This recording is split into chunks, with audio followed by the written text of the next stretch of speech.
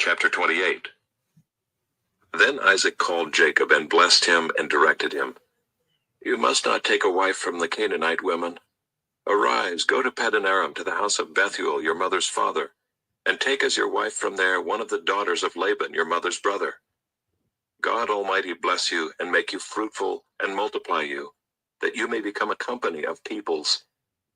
May he give the blessing of Abraham to you and to your offspring with you, that you may take possession of the land of your sojournings that God gave to Abraham." Thus Isaac sent Jacob away, and he went to Paddan Aram, to Laban, the son of Bethuel the Aramean, the brother of Rebekah, Jacob's and Esau's mother. Now Esau saw that Isaac had blessed Jacob, and sent him away to Paddan Aram to take a wife from there, and that as he blessed him he directed him, "You must not take a wife from the Canaanite women," and that Jacob had obeyed his father and his mother, and gone to Paddan Aram. So when Esau saw that the Canaanite women did not please Isaac his father, Esau went to Ishmael and took as his wife, besides the wives he had, Mahalath, the daughter of Ishmael, Abraham's son, the sister of Nebaioth. Jacob left Beersheba and went toward Haran, and he came to a certain place and stayed there that night, because the sun had set. Taking one of the stones of the place, he put it under his head and lay down in that place to sleep. And he dreamed, and behold, there was a ladder set up on the earth, and the top of it reached to heaven. And behold, the angels of God were ascending and descending on it. And behold, the Lord stood above it and said, "I am the Lord, the God of Abraham your father, and the God of Isaac. The land on which you lie I will give to you and to your offspring. Your offspring shall be like the dust of the earth, and you shall spread abroad to the west and to the east, and to the north and to the south. And in you and your offspring shall all the families of the earth be blessed. Behold, I am with you, and will keep you wherever you go, and will bring you back to this land. For I will not leave you until I have done what I have promised you." Then Jacob awoke from his sleep and said, "Surely the Lord is in this place, and I did not know it." And he was afraid and said, "How awesome is this place! This is none other than the house of God, and this is the gate of heaven." So early in the morning Jacob took the stone that he had put under his head, and set it up for a pillar, and poured oil on the top of it. He called the name of that place Bethel, but the name of the city was Luz at the first. Then Jacob made a vow, saying, "If God will be with me and will keep me in this way that I go, and will give me bread to eat and clothing to wear, so that I come again to my father's house in peace, then the Lord shall be my God, and this stone which I have set up for a pillar shall be God's house. And of all that you give me, I will give a full tenth to you." Chapter 27. When morning came, all the chief priests and the elders of the people took counsel against Jesus to put him to death. And they bound him and led him away, and delivered him over to Pilate the governor. Then when Judas, his betrayer, saw that Jesus was condemned, he changed his mind, and brought back the 30 pieces of silver to the chief priests and the elders, saying, "I have sinned by betraying innocent blood." They said, "What is that to us? See to it yourself." And throwing down the pieces of silver into the temple, he departed, and he went and hanged himself. But the chief priests, taking the pieces of silver, said, "It is not lawful to put them into the treasury, since it is blood money." So they took counsel and bought with them the potter's field as a burial place for strangers. Therefore that field has been called the field of blood to this day. Then was fulfilled what had been spoken by the prophet Jeremiah, saying, "And they took the 30 pieces of silver, the price of him on whom a price had been set by some of the sons of Israel, and they gave them for the potter's field, as the Lord directed me." Now Jesus stood before the governor, and the governor asked him, "Are you the king of the Jews?" Jesus said, "You have said so." But when he was accused by the chief priests and elders, he gave no answer. Then Pilate said to him, "Do you not hear how many things they testify against you?" But he gave him no answer, not even to a single charge, so that the governor was greatly amazed. Now at the feast, the governor was accustomed to release for the crowd any one prisoner whom they wanted. And they had then a notorious prisoner called Barabbas. So when they had gathered, Pilate said to them, "Whom do you want me to release for you, Barabbas or Jesus who is called Christ?" For he knew that it was out of envy that they had delivered him up. Besides, while he was sitting on the judgment seat, his wife sent word to him, "Have nothing to do with that righteous man, for I have suffered much because of him today in a dream."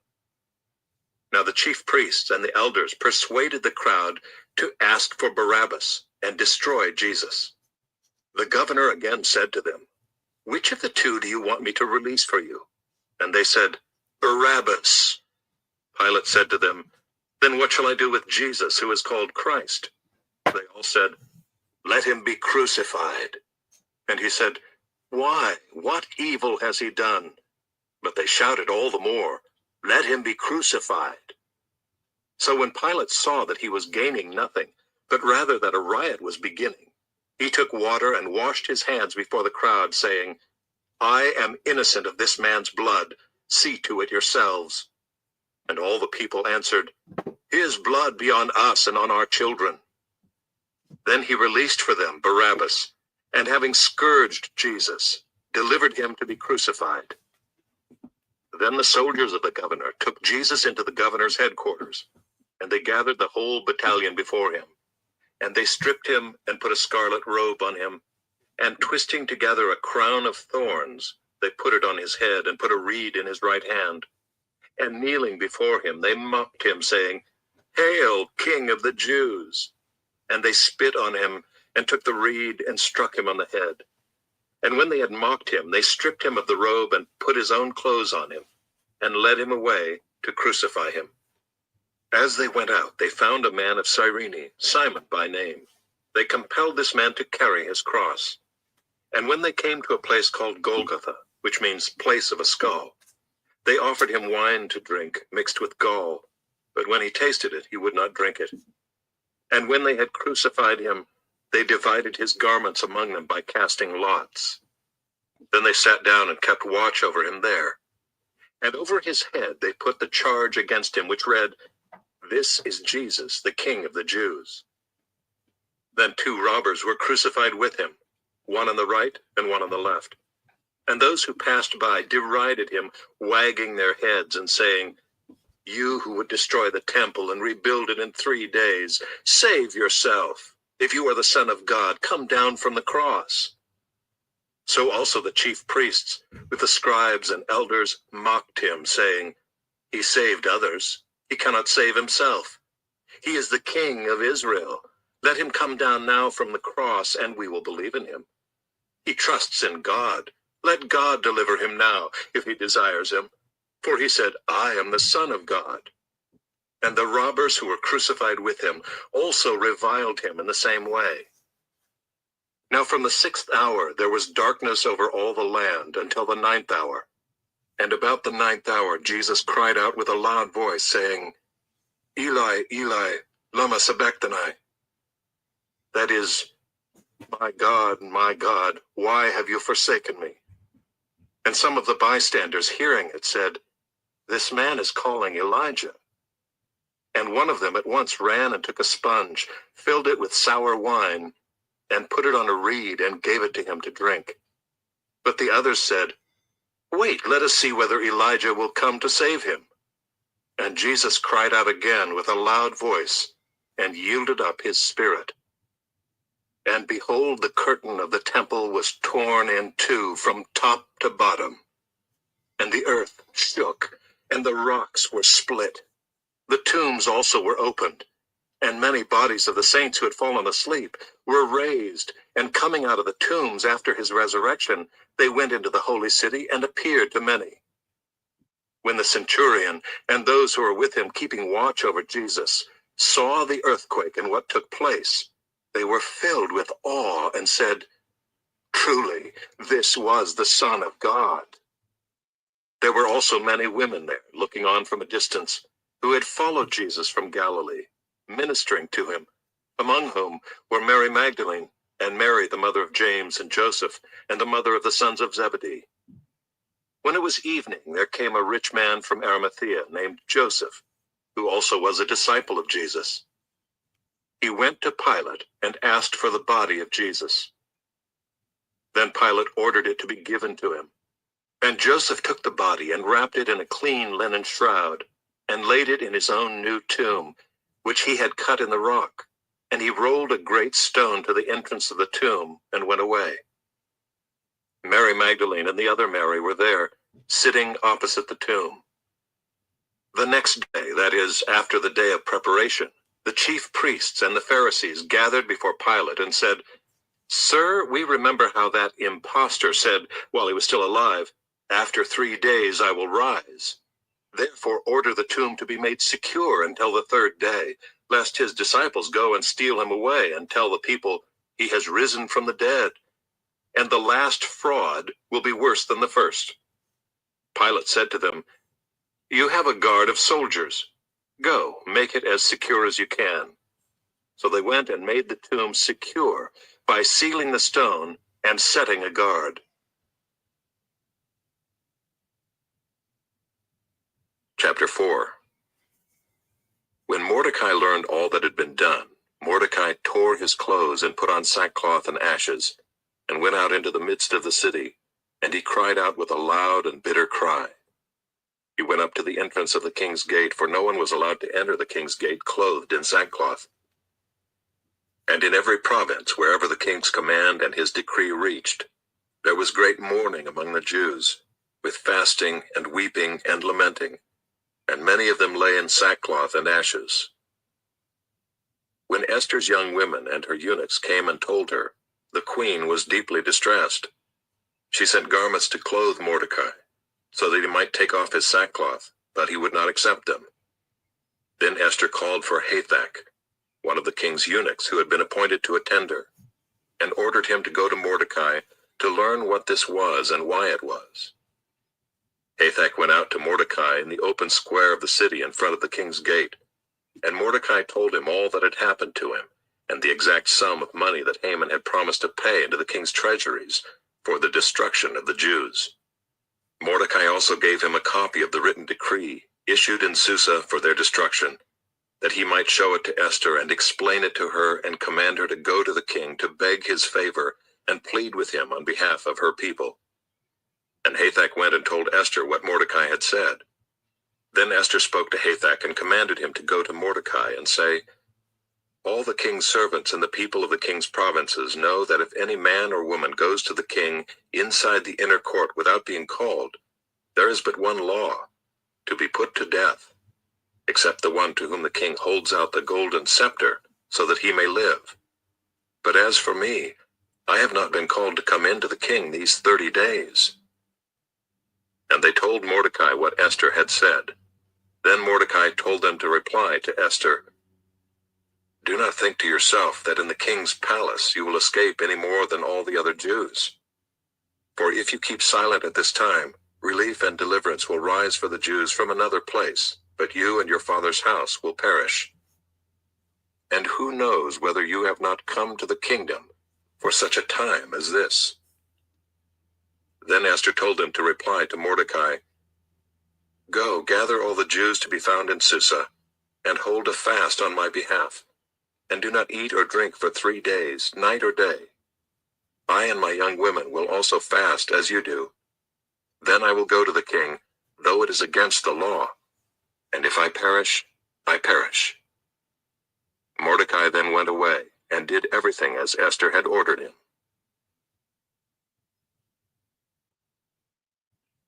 Chapter 27. And when it was decided that we should sail for Italy, they delivered Paul and some other prisoners to a centurion of the Augustan cohort named Julius. And embarking in a ship of Adramyttium, which was about to sail to the ports along the coast of Asia, we put to sea, accompanied by Aristarchus, a Macedonian from Thessalonica. The next day we put in at Sidon, and Julius treated Paul kindly and gave him leave to go to his friends and be cared for. And putting out to sea from there, we sailed under the lee of Cyprus, because the winds were against us. And when we had sailed across the open sea along the coast of Cilicia and Pamphylia, we came to Myra in Lycia. There the centurion found a ship of Alexandria sailing for Italy, and put us on board. We sailed slowly for a number of days and arrived with difficulty off Cnidus, and as the wind did not allow us to go farther, we sailed under the lee of Crete, off Salmone. Coasting along it with difficulty, we came to a place called Fair Havens, near which was the city of Lasea. Since much time had passed and the voyage was now dangerous, because even the fast was already over, Paul advised them, saying, "Sirs, I perceive that the voyage will be with injury and much loss, not only of the cargo and the ship, but also of our lives." But the centurion paid more attention to the pilot and to the owner of the ship than to what Paul said. And because the harbor was not suitable to spend the winter in, the majority decided to put out to sea from there, on the chance that somehow they could reach Phoenix, a harbor of Crete, facing both southwest and northwest, and spend the winter there. Now when the south wind blew gently, supposing that they had obtained their purpose, they weighed anchor and sailed along Crete, close to the shore. But soon a tempestuous wind, called the northeaster, struck down from the land, and when the ship was caught and could not face the wind, we gave way to it and were driven along. Running under the lee of a small island called Cauda, we managed with difficulty to secure the ship's boat. After hoisting it up, they used supports to undergird the ship. Then, fearing that they would run aground on the Syrtis, they lowered the gear, and thus they were driven along. Since we were violently storm-tossed, they began the next day to jettison the cargo. And on the third day they threw the ship's tackle overboard with their own hands. When neither sun nor stars appeared for many days, and no small tempest lay on us, all hope of our being saved was at last abandoned.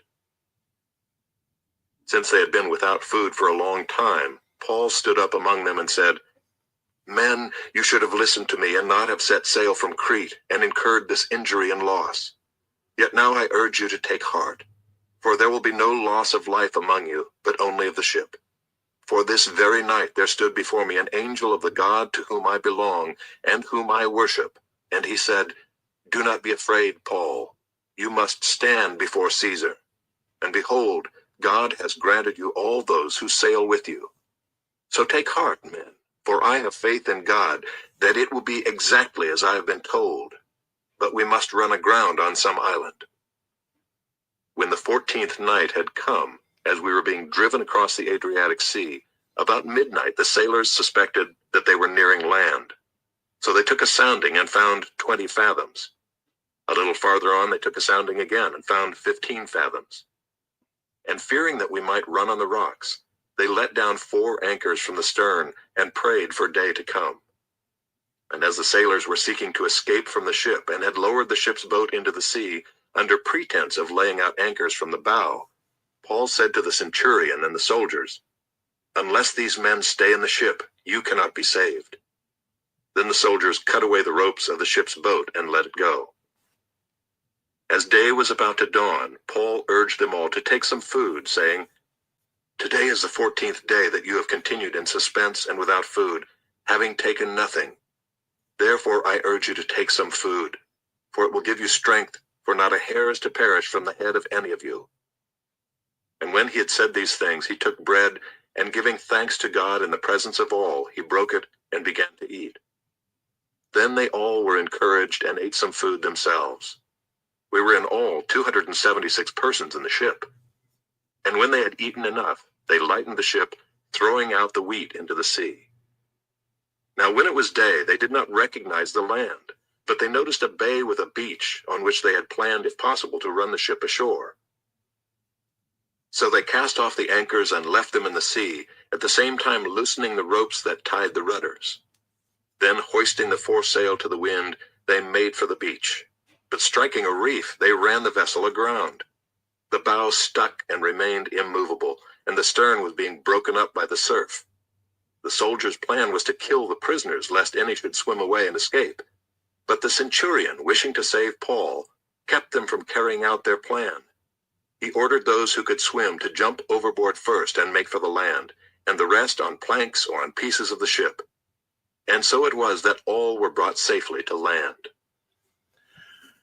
The word of the Lord. Thanks be to God.